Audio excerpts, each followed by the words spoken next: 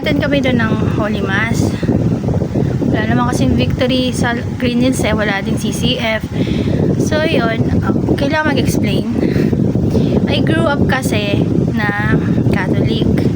Legion of Mary. Actually, gusto ko mag-madre nung nakagraduate ako ng high school. Kaso ayun naman ng nanay ko. Tapos bigla siyang namatay. Hindi ko natapos yung dentistry. Nag-shift ako sa nursing. Natapos ko siya 2007. Nanganak naman ako. October 2007. Graduate ako April 2007. Tapos, pumasa ako ng board exam for nursing. Last year lang. Galing, diba?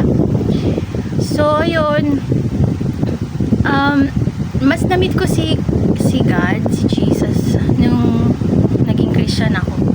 So, dun talaga ako naging mas close sa Kanya. Pero I respect pa rin naman yung Catholic. And lahat naman ng religion I respect. Wala akong sasabihin masama. Kasi, importante, may Diyos kang kasama. Ang nakakatakot yung atheist. Yun. Kasi wala silang Diyos, diba?